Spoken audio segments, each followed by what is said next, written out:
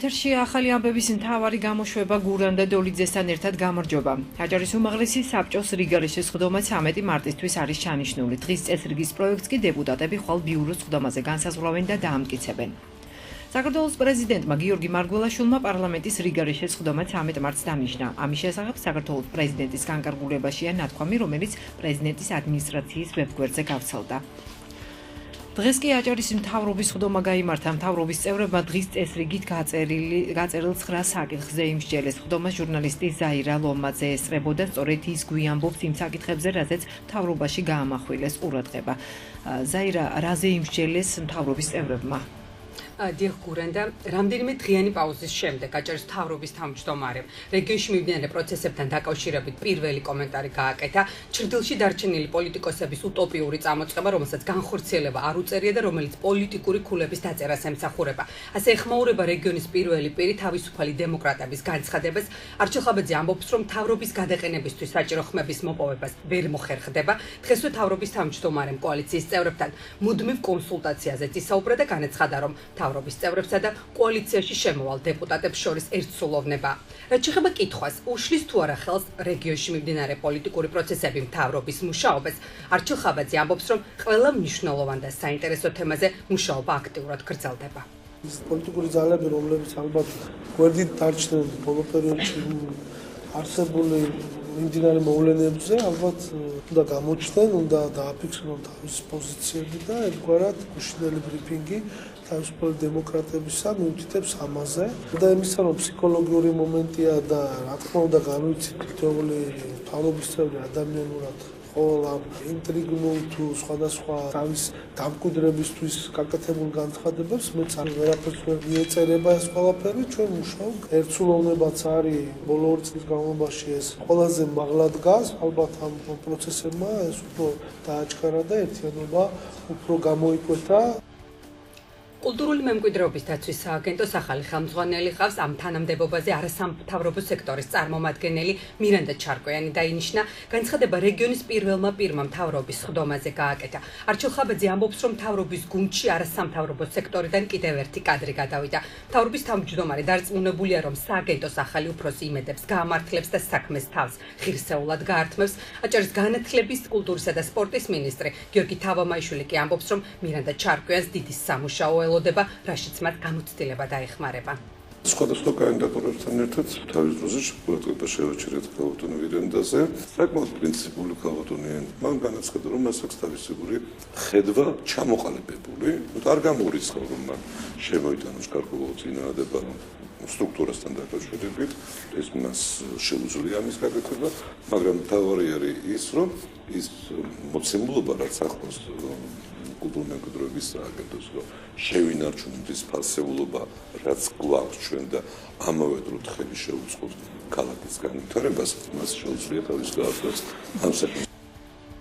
კულტურული მემკვიდრეობის დაცვის სააგენტოს ახალმა ხელმძღვანელმა პირველი კომენტარი გააკეთა. მირანდა ჩარკვიანის თქმით, ჯერ სააგენტოში არსებულ გამოწვევებს გაიცნობა, რის შემდეგაც პრიორიტეტებს განსაზღვრავს, გადაწყვეტილებებს კი სააგენტოს ინტერესებიდან გამომდინარე მიიღებს.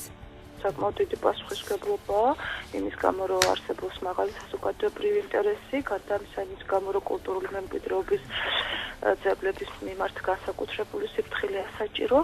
ამიტომ მადლობთ მინდა უთხრა ყველას, ვინც მაღალი ნდობა გამომიცხადა და აბსოლუტურად ვაცნობიერებ იმ პასუხისმგებლობას, რის წინაშეც ვდგავარ. ჯერ სააგენტოში არ მივსულ საპამსად შიგნიდან არ ვიცნობ იმ გამოწვევებს, რაც მიმდინარე მდგომარეობით დგას სააგენტოს წინაშე. ამიტომ დამჭირდება გარკვეული დრო, რამოდენიმე დღე იმისათვის, რომ დავაწყო პრიორიტეტები, თუმცა ნებისმიერ ნაბიჯი, რასაც გადავდგამ, იქნება კულტურული მემკვიდრეობის ინტერესებიდან გამომდინარე. რეგიონის მთავრობის დღევანდელ სხდომაზე დღის წესრიგით გათვალისწინებულ 9 საკითხზე იმსჯელეს აჭარის განათლების მინისტრის ინიციატივით მთავრობის 2010 წლის დადგენილებაში ცვლილება შევიდა. გიორგი თავამაიშვილმა გამარტივებული შესყიდვებიც მოითხოვა. საუბარია ფიჭვნარში, გონიესა და ხიხანში კვლევითი სამუშაოების ჩატარებაზე, რომლის საერთო ღირებულება 90,000 ლარს შეადგენს. მთავრობის სხდომაზე გადაწყდა, რომ საინვესტიციო საქმიანობის ხელშეწყობის მიზნით ბიზნესმენ როსტომ მანილიშვილს საჯარი მოთანხა 42,000 ლარი ჩამოიჭრება. იმ შემთხვევაში, თუ ხელშეკრულებით გათვალისწინებული პირობა ვერ შესრულდა, ჯარიმა კვლავ გააქტიურდება. ვალდებულება ქონდა აღებული აეშენებინა ციტრუსის მიმღებ გადამამუშავებელი საწარმო ხობულეთში, ბობოყვათში. შემდეგ თავისი ვალდებულების ნაწილი შესრულებული ქონდა, ნაწილი ვერ შეასრულა იმის გამო, რომ გარდაიცვალა და მოხდა შემდეგ პროცედურულად გაიწელა დრო იმის გამო, რომ თავის შვილს სანამ მემკვიდრეობის საკითხი არ მოგვარდა, ისა უკვე მემკვიდრეობის საკითხი საბოლოოდ გადაწყდა. ვალდებულებები შესასრულებლად იგივე დარჩა, უბრალოდ დროში გახანგრძლივდა. მთავრობის წევრებმა დღესვე შეზღუდული შესაძლებლობების მქონე პირთა საკითხებზე მომუშავე საკოორდინაციო საბჭოს შექმნისა და მისი დებულების დამტკიცების შესახებ ინფორმაცია მოისმინეს. გურანდა მადლობ ზაირა, ეს ჩვენი რეპორტიორი ზაირა ლომაძე გახდათ, ჩვენ კი განვაგრძობთ გამოშვებას.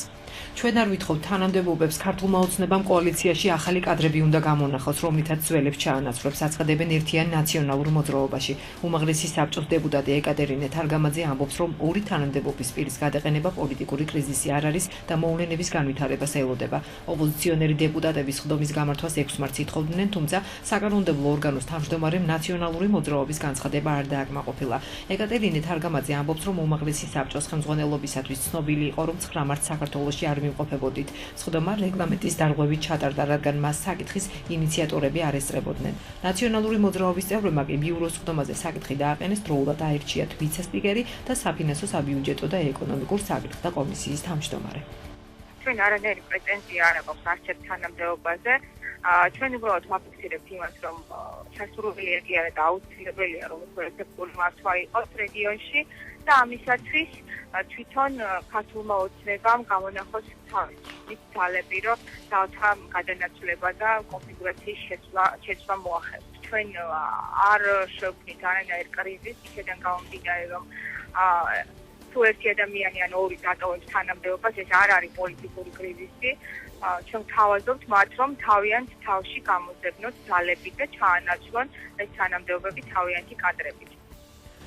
შესაძლოა სკოლა, პანსიონსა და აჭარის სამუფრთოს ადმინისტრაციულ შენობებს შორის არსებული მიწის ნაკვეთები რეგიონის მთავრობამ სამუფრთოსთვის შეიძინოს. აჭარის მთავრობის თავმჯდომარე ამბობს, რომ თხოვნით საქართველოს პრემიერ-მინისტრ სამუფრთოს წევრებმა აჭარაში ვიზიტის დროს გამართულ შეხვედრაზე მიმართეს.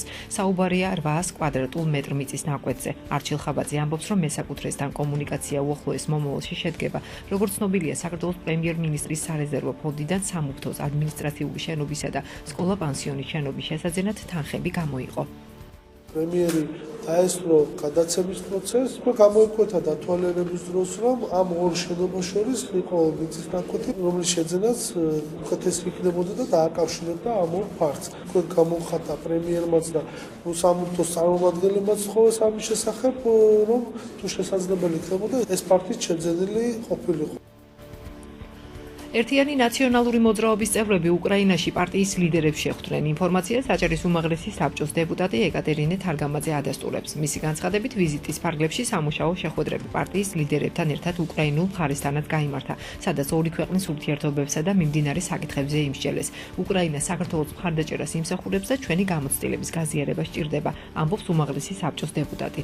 რეგიონის კანონმდებლები 9 მარტს ჩანიშნულ სხდომას ვერ დაესწრნენ, სწორედ ამ პერიოდში ისინი უკრაინაში იმყოფებოდნენ. ერთიანი ნაციონალური მოძრაობის წევრები აცხადებენ, რომ პარტიის ლიდერებს ქვეყნის შიგნით და საზღვრებს გარეთ პერიოდულად ხვდებიან და ამაში განსაკუთრებული არაფერია. ჩვენ არანაირი პრეტენზია არ აქვს არც ერთ თანამდებობაზე. ჩვენ უბრალოდ ვაფიქსირებთ იმას, რომ შესრულებელია და აუცილებელია, რომ ეფექტური მართვა იყოს რეგიონში და ამისათვის თვითონ ქართულმა ოცნებამ გამონახოს თავისი ძალები, რომ ძალთა გადანაცვლება და კონფიგურაციის შეცვლა მოახერხოს. ჩვენ არ შევქმნით არანაირ კრიზისს, იქიდან გამომდინარე, რომ თუ ერთი ადამიანი ან ორი დატოვებს თანამდებობას, ეს არ არის პოლიტიკური კრიზისი. ჩვენ თავაზობთ მათ, რომ თავიანთ თავში გამოძებნოთ ძალები და ჩაანაცვლონ ეს თანამდებობები თავიანთი კადრებით.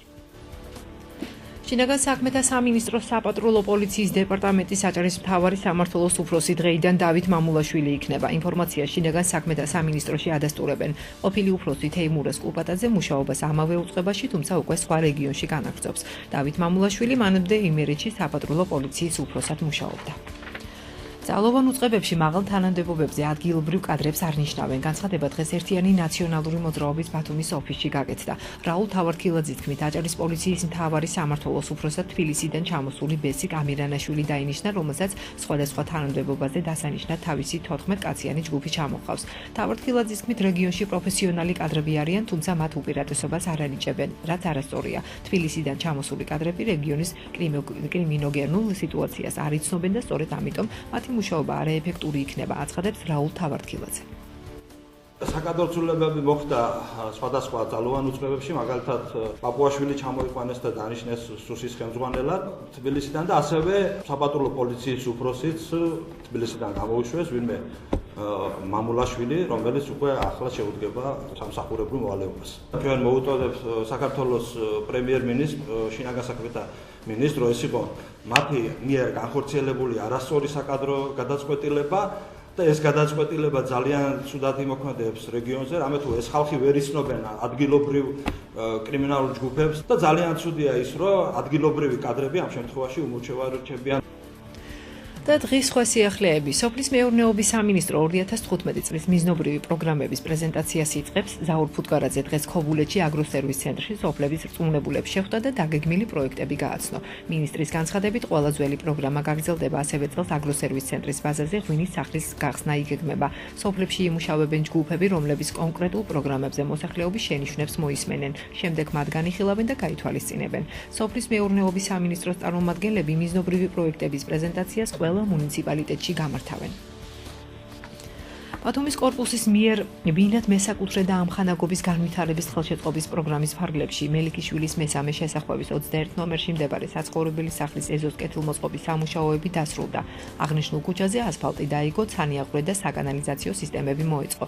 შესრულებული სამუშაოები ბათუმის ვიცემერმა და აიპ ბათუმის კორპუსის დირექტორმა ზურაბ ნაკაიძემ დაათვალიერეს. ბაგრატ მანუელიძის ინფორმაციით, ქალაქის მერია პროგრამას 711,000 ლარით აფინანსებს. მერია ახორციელებს ბინად მესაკუთრე და ამხანაგობის პროგრამას, რომელიც ეხება ეზოების კეთილმოწყობას. მერიას გამოყოფილი აქვს 710,000 ლარი, რომელიც მოხმარდება ეზოების კეთილმოწყობას. ჭაობის უბანს თქვენ მოგეხსენებათ, რომ მესამე ფაზის ფარგლებში განხორციელდება მთლიანად ამ უბნის კეთილმოწყობა. ამის შემდეგ, როდესაც დამთავრდება ეს სამუშაოები, შემდეგ უკვე მოხდება ქუჩების მოასფალტება. ბათუმის კორპუსის დირექტორის ინფორმაციით, აღნიშნული პროგრამა ეზოების კეთილმოწყობასა და სანიაღვრე სისტემის რეაბილიტაციას ითვალისწინებს. ზურაბ ნაკაიძის თქმით, ამ ეტაპზე 19 მისამართის პროექტირება მიმდინარეობს. თვის ბოლოს მოგვაზრდიან პროექტებს 19 მისამართზე გამოცხადდება შემდეგ ტენდერი და დაიგება კეთილმოწყობა 19 მისამართი. ამ მისამართზე გაკეთდა სანიაღვრე მოეწყო, წყალი დგებოდა ძალიან დიდი, კანალიზაციის სისტემას მოეწყო და დაიგო ასფალტი. ამხანაგობის თავმჯდომარე მოგმართავ, შემდეგ ჩვენ გავდივართ ადგილზე, არის ბევრი მისამართი უკვე, ჩვენ ავიღეთ წყალკანალის თანაშრომელთან ერთად დაიარეს ჩემო თანაშრომელმა ყველა რამოდენიმე მისამართი და სასწრაფო, რომელიც სასწრაფო გასაკეთებლები, ისინი ერთი თვიარად გადავეცი საპროექტოს. აჭარაში კინოხელოვნების განვითარების ხელშეწყობის პროგრამის ფარგლებში მხატვრული, მოკლემეტრაჟიანი და დოკუმენტური ფილმების წარმოების მოსაპოვებლად რეგიონის განათლების, კულტურისა და სპორტის სამინისტრო კონკურსს აცხადებს. უპირატესობა იმ კინოპროექტს მიენიჭება, რომელიც ადგილობრივი ადამიანური და ინფრასტრუქტურული რესურსების გამოყენებას ხელს შეუწყობს, ასევე დაფინანსების ალტერნატიულ წყაროს ფლობს. გამარჯვებული პროექტის ავტორმა კიდევ ერთი მოთხოვნა უნდა დააკმაყოფილოს. გადაღებების პროცესში რეგიონში მომუშავე მსახიობები, სტუდენტები და კინოსთან დაკავშირებული სხვა პროფესიის ადამიანები უნდა დაასაქმოს. პროგრამის კოორდინატორი სალომე მურვანიძე აცხადებს, რომ პროექტის მთავარი მიზანი რეგიონის პოპულარიზაციაა. დოკუმენტური ფილმის წარმოებისთვის ერთ კინომწარმოებელზე 25,000, ხოლო მხატვრული მოკლემეტრაჟიანი ფილმისთვის 10,000 ლარი გაიცემა. განცხადების მიღება უწყებაში 25 მარტის ჩათვლით გაგრძელდება. გასულ წელთან შედარებით პროგრამის ბიუჯეტი გაორმაგებულია და 2015 წელს კინოხელოვნების განვითარების ხელშეწყობისთვის 400,000 ლარი დაიხარჯება.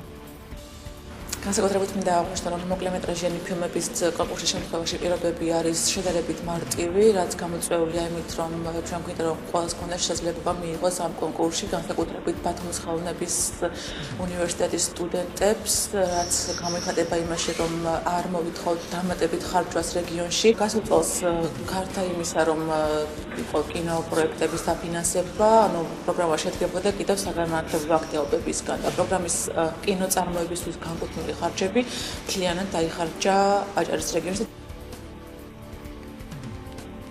მიმდინარე წელს ბათუმში კიდევ 4 ახალი პროექტი განხორციელდება. აჭარის განათლების, კულტურისა და სპორტის სამინისტრომ კულტურული ცხოვრების გააქტიურებისა და პოპულარიზაციის პროგრამის პირველი ეტაპის გამარჯვებულები გამოავლინა. თავისუფალი პროექტებისა და ახალი ინიციატივების მხარდაჭერის კონკურსში 9 განაცხადიდან სპეციალურმა კომისიამ დაფინანსება 4-ს მისცა. საერთო ბიუჯეტი კი 55,800 ლარს შეადგენს. წლის განმავლობაში კონკურსში ჩართვისა და ახალი იდეების წარმოდგენის საშუალება დაინტერესებულ პირებს კიდევ 3-ჯერ მიეცემათ. განაცხადების მიღება აპრილში, ივნისსა და სექტემბერში ეტაპობრივად იწარმოებს. თითოეულ პროექტზე განათლების სამინისტრო საშუალოდ 20,000 ლარს გამოყოფს. უწყების კულტურის დეპარტამენტის მთავარი სპეციალისტის თეონა ბერიძის განცხადებით, თავისუფალი პროექტებისა და ახალი ინიციატივების მხარდაჭერის პროექტის მიზანი ხელოვნებისა და კულტურის სფეროში ინოვაციური და კრეატიული პროექტების განხორციელების ხელშეწყობა და აღნიშნული სფეროების მიმართ საზოგადოების დაინტერესების გაზრდაა. პროგრამა სამინისტრო მესამე წელია ახორციელებს 2014 წელს 18 ადგილობრივი, ასევე საერთაშორისო პროექტი დაფინანსდა. გასული წლისაგან განსხვავებით მიმდინარე წელს გაიზარდა საშუალოდ ერთ პროექტზე გასაცემი თანხა, თუ კი გასულ წელს საშუალოდ შესაძლებელი იყო განცხადებელს წარმოედგინა 10,000 ლარამდე ბიუჯეტის მქონე პროექტი, მიმდინარე წელს 20,000 ლარამდე გაიზარდა წარმოდგენილი ბიუჯეტის რაოდენობა, როგორც მოგახსენეთ 2013 წლიდან დაიწყო აღნიშნული კონკურსი, 2013 წელს გაიმარჯვა 8 პროექტმა, ხოლო 2014 წელს გამარჯვებული გახდა 18 პროექტი. უფრო ახლოს ბუნებასთან ასე ქვია სერტიფიცირებულ პროექტს, რომელსაც ბათუმის ბოტანიკური ბაღი 2015 წელს განახორციელებს. პროექტი ბაღის ტერიტორიაზე სკოლის მოსწავლეებისთვის სემინარებისა და სასწავლო პრაქტიკული მეცადინეობების ჩატარებას ითვალისწინებს. სემინარები მცენარეთა მრავალფეროვნების, მეთესლეობის სექტორის გაცნობა, საველე გასვლები, ფოტოგეოგრაფიულ განყოფილებებში, ჰერბარიუმის დამზადება, დარგვისა და თესვის პროცესში მონაწილეობა ეს ის აქტივობებია, რომლებსაც სკოლის მოსწავლეები პროექტის განმავლობაში გაივლიან. პროექტის პრეზენტაცია დღეს სტუმრო რედისონ ბლუში გაიმართა. ბათუმის ბოტანიკური ბაღის დირექტორ თამაზ დარჩიძის თქმით, პროექტის მიზანი ბიომრავალფეროვნებისა და გარემოს დაცვის საკითხებში ახალგაზრდების, სტუდენტებისა და ზოგადად საზოგადოების ცნობიერების ამაღლებაა. ეს არის თეორიული და პრაქტიკული კურსებისგან შემდგარი მოკლევადიანი სასწავლო კურსები სკოლის მოსწავლეებისათვის, რომელიც ამ მასშტაბით პირველად ხორციელდება საქართველოს ბოტანიკურ ბაღებში და ვფიქრობ, რომ ამ პროექტით ჩვენ მნიშვნელოვან წვლილს შევიტანთ მოზარდი თაობის ბიომრავალფეროვნების დაცვისა და გარემოს დაცვის ცნობიერების ამაღლებაში. პროექტით გათვალისწინებულია 4 სასწავლო დღის ორგანიზება თითოეული ჯგუფისათვის. ეს 4 დღე დატვირთულია თეორიული კურსით, მაგალითად ლექციებით, შემდგომ პრაქტიკული აღონისტიებები ექნებათ, საველე პრაქტიკა ექნებათ, მასტერკლასები ექნებათ. პრაქტიკულ საველე გასვლების დროს მათ ექნებათ შესაძლებლობა აიღონ ჰერბარიუმები, შეეგროვონ სხვადასხვა სახეობების თესლები. პროექტისთვის ბათუმის ზოგად საგანმანათლებლო სკოლების მე-11 კლასების მოსწავლეებს რესურს ცენტრი შეარჩევს. ბათუმის რესურს ცენტრის დირექტორ გოჩა დავითაძის თქმით, პროექტი 2 ეტაპად ჩატარდება და მასში 150 ახალგაზრდა ჩაერთვება. 32 საათიანი სასწავლო კურსის შემდეგ მონაწილეებს სერტიფიკატები გადაეცემათ. ბათუმის საჯარო და კერძო სკოლებიდან მონაწილეობას მიიღებს 72 მოსწავლე გაზაფხულის სეზონზე და 72 მოსწავლე შემოდგომის სეზონზე. მოსწავლეების შერჩევა ხდება თვით სკოლების მიერ. ჩვენ ყველა სკოლას მივეცით ლიმიტი თუ რამდენი მოსწავლე უნდა წარმოედგინათ. სკოლები შეარჩევენ იმ მოსწავლეებს, რომლებიც რა თქმა უნდა კარგად სწავლობენ და განსაკუთრებული ინტერესი გააჩნიათ ბიოლოგიის საგნის სწავლების მიმართ. პროექტი უფრო ახლოს ბუნებასთან ბათუმის მერიის, აჭარის განათლების, კულტურისა და სპორტის სამინისტროს მხარდაჭერით ხორციელდება. პრაქტიკული და პედაგოგიური საფუძვლები, ფორტეპიანოზე დაკვრის სწავლის მეთოდიკა, ასე ქვია პროფესორ ემერიტუს ქეთევან გოგოლაძის წიგნს, რომლის პრეზენტაციაც ბათუმის ხელოვნების უნივერსიტეტში გაიმართა. სახელმძღვანელოში საფორტეპიანო ხელოვნების სფეროში მსოფლიო მასშტაბით არსებული მნიშვნელოვანი მეთოდური კვლევებია შესული. წიგნი პედაგოგებისთვის, ბაკალავრიატის, მაგისტრატურისა და ფორტეპიანოს სპეციალობის სტუდენტებისთვის არის განკუთვნილი. ავტორის თქმით, სახელმძღვანელო სტუდენტების ნამუშევრებსაც მოიცავს. ეს გახლავთ მსოფლიო მასშტაბით არსებული მეთოდები, რაც არის იმისი ყველაფრის გააზრება და მოტანა ქართულ მკითხველამდე. უნდა გითხრათ, რომ აი წლების მანძილზე არც ერთი სახელმძღვანელო ანალოგიური ხასიათის ქართველი ბავშვებისთვის არ არსებობდა. ყველა სკოლა, რაც არსებობს სოფლიოში, ყველა ძირითადი მახასიათებელი, რაც არის, რითის მოაღწია დღევანდლამდე საფორტეპიანო ხელოვნების ისტორიამ, ეს უკვე 500 წლიანი ისტორია გახლავთ, აი ესენი ყველაფერი არის, რაც შეიძლება კომპაქტურად. და ბოლოს სპორტი. ბათუმის სპორტულ ახალგაზრდობის ცენტრის ყინულის სასახლე 2 დღის განმავლობაში მასპინძლობდა 2014-15 წლების საქართველოს ჩემპიონატის საგაზაფხულო ეტაპის თამაშებს ყინულის ჰოკეიში. მიმდინარე პირველობაზე დედაქალაქის 3 და ბაკურიანის 1 კლუბი აცხადებს პრეტენზიას საპრიზო ადგილებზე. ზედიზედ 2 გამარჯვება იზეიმეს ყინულის რაინდებმა, რომელმაც თავდაპირველად ერთობიოლად 9-2 რუხიმგლები დაამარცხეს, ხოლო შემდეგ უაღრესად დაძაბულ ორთაბრძოლაში მხოლოდ ბულიტებით მოახერხეს ცეცხლოვან ჯვაროსნებთან გამარჯვება. უდავო ფავორიტმა ბაკურიანის მიმინომ მხოლოდ რუხმგლებთან იმარჯვა 4-0, ცეცხლოვანი ჯვაროსნებთან პაიქრობაში კი როცა ბაკურიანელი ჰოკეისტები დაწინაურდნენ 3-0. მეტოქეებს შორის ჩხუბი ატყდა და თამაში ჩაიშალა. მოხდარ ინციდენტზე იმსჯელებს ჰოკეის ეროვნული ფედერაციის სადისციპლინო კომიტეტი და ვერდიქტსაც გამოიტანს. ამრიგად საგაზაფხულო ეტაპის შემდეგ ქულათა მაქსიმუმით ბაკურიანის მიმინო ლიდერობს, რომელიც 8 ქულით უსწრებს ყინულის რაინდებს. 6 ქულით მესამე ადგილზე რუხიმგლები თამაშების დასრულების შემდეგ აჭარის რადიოსათვის კომენტარი ვთხოვეთ ჰოკეის ეროვნული ფედერაციის გენერალურ მდივანს ალექსანდრე ვაშაკიძეს.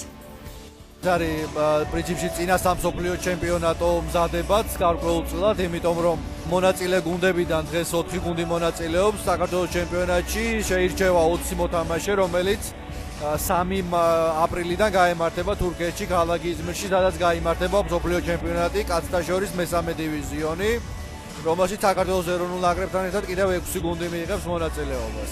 ჩვენი უპირველესი მიზანი ამ ტურნირზე გამომდინარე იქიდან, რომ სამწუხაროდ საქართველოში არ არის საკმარისი დაფინანსება სპორტის სამსახიობის და არც სავარჯიშო პირობებია. პროგრამა მინიმუმი რაც გვაქვს, ეს არის ჯგუფში ადგილის შენარჩუნება, რითვისაც მინიმუმ 2 გამარჯვება გვესაჭიროება. სხვადასხვა 18 მარტიდან ნაკრები შეკრებას ბათუმში განახორციელებს, 2 კვირის განმავლობაში შეკრებაზე ბათუმში მოემზადებიან და ვფიქრობ, რომ მინიმალური შედეგს უნდა მივახციოთ. ეთერში იყო ახალი ამბების მთავარი გამოშვება გურან და დოლიძესთან ერთად. კარგად ბრძანდებოდეთ.